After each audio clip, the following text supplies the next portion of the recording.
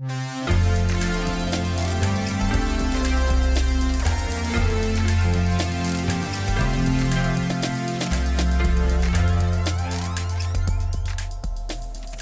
friends, and welcome to the April 28th edition of Weekly Witness, Texas Impact's weekly podcast designed to help mainstream Texans of faith understand the legislative process and help you engage with the Texas legislature. My name is Scott Atnip, your host and Texas Impact's Director of Public Witness, and this week we're recording in between bill hearings with Doug Lewin, President of Stoic Energy Consulting and host of the Texas Power Podcast. Renewable energy is a big part of the Texas economy. It's good for climate, jobs, and keeping our prices low. So it would make sense that the Texas legislature would work to support renewable energy. And we'll talk to Doug about some advancements and even more conversations communities need to be having with their members. But before we jump into that conversation, I will note that there is just over 1 month left in the Texas legislative session, and advocates of faith are doing incredible work. But there's still a lot more to do to close out the session. Our Monday action alerts are still the best place to start, and the rapid response team will be receiving several updates a week from now through Sine Die as important priorities approach key deadlines. If you feel like you're missing out on opportunities, go to texasimpact.org and click on the Action Center to make sure you are participating fully. If you have questions, please feel free to reach out to me at scott@texasimpact.org. So with that, I hope you enjoyed this week's conversation with Doug Lewin.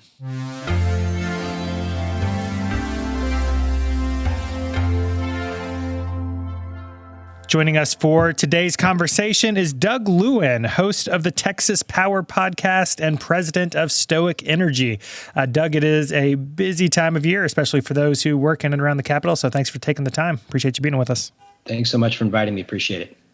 We've talked in the past, and one of the things I loved about those conversations is how you can explain the Texas energy sector so well. And so let's start there, because many people, when they think of Texas, they think of old energy.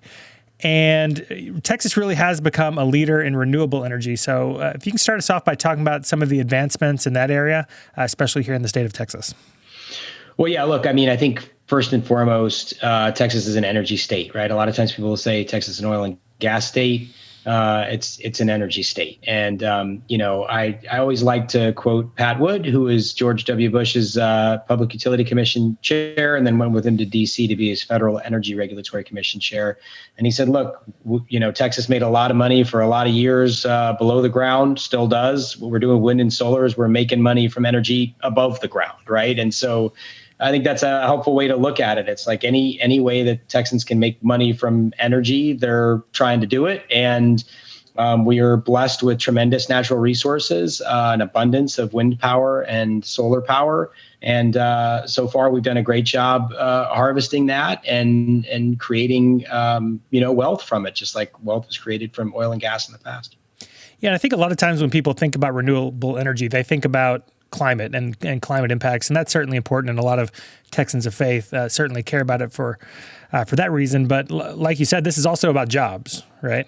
It's about jobs. It's also about wealth, right? The payments that go to landowners. There's a organization that's very active in Texas now called Land and Liberty Coalition.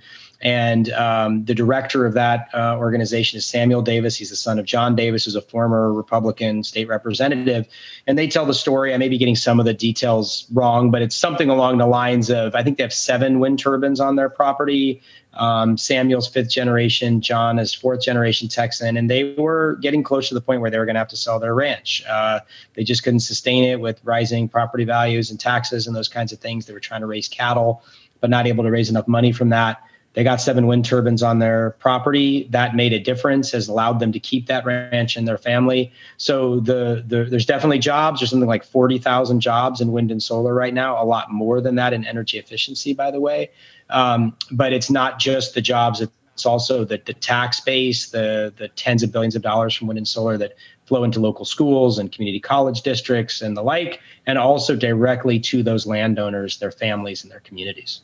Yeah. So with all that being said, we've got about a month left in the Texas legislative session.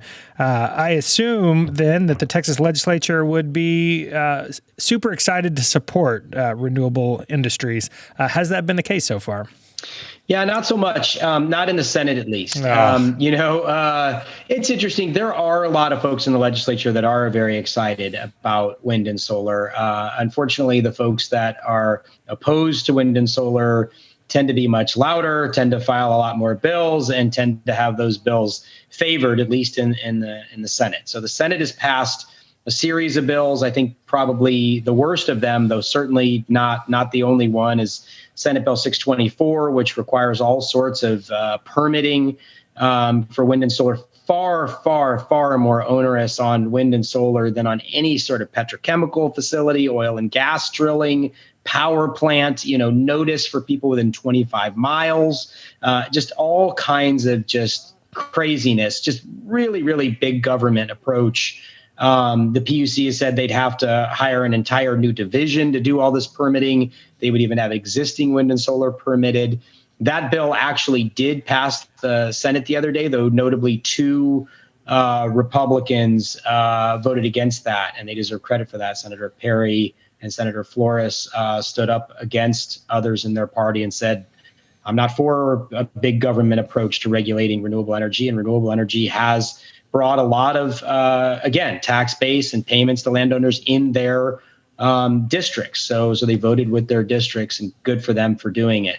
The House, interestingly, is we've talked about a few things. You touched on climate change. We've talked about payments to landowners and tax base. There's also the massive consumer benefit from renewables, and the House has really focused on consumers, which I think is right in an era where, not even an era, just look at last year, power prices really skyrocketed. And we saw retail rates in Texas nearly double compared to the year before. Had it not been for renewables, that likely would have been a tripling. Josh Rhodes, who's a researcher at UT and with a firm called IdeaSmiths, did a study for the Texas Consumer Association and quantified those savings.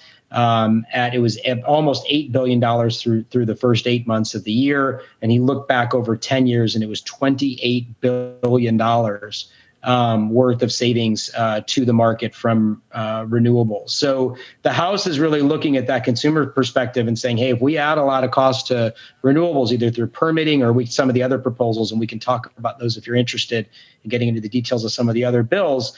But regardless, that whole group of bills have one thing in common, which is they would all cause consumers' bills to go up. And the House has, at least to this point, stood firm against such moves to increase costs on consumers. And that's consumers of all kinds. I know a lot of your listeners are with churches and other houses of worship, right? I mean, they would not be immune to those cost increases. We would see churches and schools and small businesses all experience those cost increases. Yeah, so we actually had Dr. Rhodes, we had Josh on the podcast several months ago, and I'd encourage people to go back and listen to that conversation. I certainly learned a lot in that one. But we are here with just over a month left in the legislative session. You mentioned some of those proposals. I wonder which ones you would encourage Texans of Faith, encourage our listeners to really be paying attention to or making calls on over the course of the next 4 to 5 weeks. Well, let me actually just start with a positive one, because hey, it's fun to talk about the good stuff at the Texas legislature. Absolutely. Don't want to give into negativity bias here, and let me take a moment to praise the Senate of the state of Texas. The Senate Business and Commerce Committee actually just this week passed out a bill that would increase Texas' energy efficiency goals. This is the first time in a dozen years, literally it was 2011, I believe, was the last time any committee of the Texas legislature voted to increase the goals. So that's a big deal. That passed out of the Senate committee just this week. Those energy efficiency programs include residential, commercial, again, churches and houses of worship would be eligible to receive those energy efficiency rebates. These are programs implemented through the electric utilities. So I'd encourage folks to watch those. I was pretty excited to see Senator Johnson's bill, Senate Bill 2112, which would create a program to basically have sort of a standard configuration of microgrids. So this is energy storage, solar, small natural gas systems on site at places like hospitals and fire stations, nursing homes, places that really can't lose power. One of the biggest problems that we had during Uri was, and you heard this from people, right? You might have experienced it yourself, right? That some homes had no power for 5 days and others never lost power. Well, why did that happen? You didn't lose power if you were near a hospital or police station or fire station. You were on a circuit that could not be rolled during the outages. But if you were not near there, then you weren't on one of those circuits. You might have been out for days. If those critical facilities have power sources on site, then they could actually be rolled for a few hours. And the idea is then that, anybody might be out for a few hours, but nobody's going to be out for more than a few hours. That would greatly reduce the deaths and the property damage and all the other problems we had during Uri. So those are some good bills to look out for. There are others we could talk about, but I'll just mention those. As far as the problematic ones, there are 6 bills that came out of the Senate that are particularly problematic. SB 6 is the one that has the state purchasing a bunch of power plants, super expensive, just costs a lot and really wouldn't solve the problems. And we can talk about why. Then there's Senate Bill 624, which we talked about, which sets up permitting. And then there's 4 other bills: Senate Bill 7, Senate Bill 2012 and 2015. I'll separate the 4th one. Let's take those 3 as a group. Basically, what those 3 bills are trying to do is intentionally trying to add cost to renewable energy. There are other things going on with those bills, some of which are good. 2012 is the one that the House has really picked up. They have improved it by removing the punitive parts for renewable energy, by allowing storage to qualify for some credits, which the Senate had excluded them from. But what it's left with as they send it back are some guardrails on the Public Utility Commission's sort of new approach to the electric market, which is called the performance credit mechanism. So those 3 bills that they passed the Senate were pretty dangerous. The House has made 2012 better. It's out of committee, headed to the House floor probably next week. The last one is Senate Bill 1287. It kind of is in that same group. It's trying to add cost to renewables, but it's a little different because it's doing it through transmission. So really, you could put those 4 together. They're all just trying to add cost to renewables. It really is kind of sad that, in a state that is number 1 in wind, just about to any day now become number 1 in solar, just about any state would be very proud of it. I'm very proud of it. I know many legislators of both parties are proud of it, but unfortunately, too often we're seeing the leadership of the state seem to be upset about this. And it's baffling to me because it really is a point of pride and quite good for consumers, for landowners, for rural communities, and for the state as a whole. So is that your messaging when folks talk to their members in the House, that this is something we should take pride in? What's any other recommended messaging there? Yeah, I mean, I think it just comes down to why would we punish an industry that has brought so much value to Texans? Why would we try to load up costs onto consumers, particularly when we know that 30 to 40% of Texans self-report, and the Census Bureau keeps information, keeps this data. 30 to 40% of Texans self-report having to choose between food, medicine, and energy. And we know that renewable energy helps keep those power bills low. So I think, the message to legislators is don't do things that would raise bills. Don't do things that would hurt our nation leading renewable energy industry, and focus on the things that actually would increase the reliability of the grid, right? I mean, I think the easiest way to talk about this is weatherization. It's weatherization of gas supply, weatherization of gas plants, and weatherization of homes and buildings. These are the things that will really make a difference. That certainly makes a lot of sense on the ones targeting renewables. Do you want to say a few more words about Senate Bill 6 and where that is and what your messaging might be around that one as it moves through the House? Yeah, I mean, it's a little bit of a nuanced take because you just have to think about what that bill is actually doing, right? So it's the state buying a bunch of power plants and trying to operate them outside of the market somehow. That's what they say. but probably they're going to be in the market somehow. And that's still, people are still trying to figure that out and get their heads around what that means. But if you're a generator and you're active in the state of Texas, would you want to go to investors and say, hey, give me a bunch of capital to put at risk? It's a risky investment, but I think I can make money in the ERCOT market. Or would you rather say, hey, I could build these power plants for the state and get a guaranteed rate of return of 10%, right? No investor is going to put money into the state if there's any risk, if they could get a guaranteed rate of return. This is why the state went through restructuring 20 years ago, was because back then, Democrats and Republicans worked together on restructuring and determined that competition was better for generation. We don't need to guarantee profits to generators. Let them raise that capital, put that capital at risk. Maybe they make money, maybe they lose it, but you don't guarantee income. That's what this is doing. It's a real repudiation of competition and generally what are thought of as conservative free market principles, which is why it's been so surprising to see it get such traction in the Texas Senate. You think there's any appetite in the Texas House, or it doesn't seem like it? Any gut feel there? Okay. It doesn't seem like it. Yeah, I mean, it hasn't been set for hearing, even though it's been over for a while. I certainly hope it doesn't have appetite. It's just not. It's not a very sensible approach as far as I'm concerned. Anything else you wish listeners would be watching for over the course of the next month? There's so much, and I don't even know what else to say.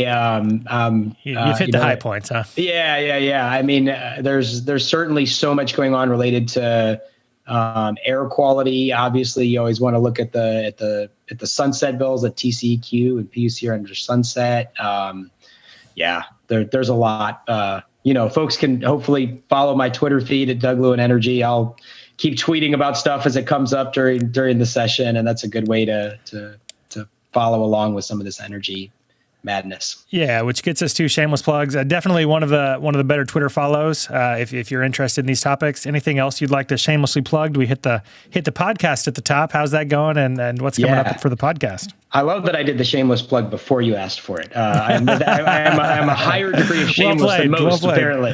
Doug Lewin Energy on Twitter. The podcast is called Texas Power Podcast. I record that with Renewable Energy World. I've really enjoyed doing that. We'll have an episode coming out soon with Rudy Garza, the CEO of CPS Energy. We just had one with Vistra CEO as well. And then I also write a Substack column, a Texas Energy and Power newsletter, and would encourage folks to subscribe to that and check out the articles that I'm writing there. All right, Doug. Well, I know it is a really busy time for anybody involved at the Texas legislature, so I appreciate you carving out some time to talk about these important topics. Thanks again for everything, and we'll look forward to seeing you again soon. Hey, thank you. Really appreciate it.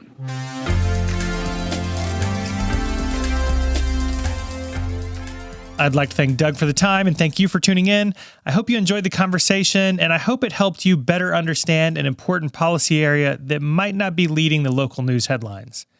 As we wrap up, make sure that you are subscribed to the podcast and are sharing it with your friends and congregations, and go to texasimpact.org for other ways you can get involved during the legislative session. While you're there, make sure that you and your congregation sign up to be members of Texas Impact to support this podcast and the work of Texas Impact year-round. We look forward to resourcing your advocacy, and I'm happy to try my best to answer your questions, so feel free to reach out at scott@texasimpact.org. And with that, I think it's time to close out this episode, so remember, the world needs Texans of faith active and engaged. So let's get to work.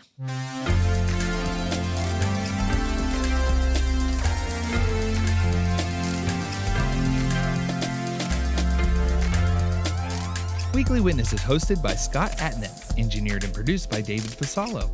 Our executive producer is B. Moorhead. The opinions expressed on Weekly Witness are those of Texas Impact and our guests, and do not necessarily reflect the views of our sponsors. Weekly Witness is a product of Texas Impact, people of faith working for justice. Visit us online at texasimpact.org.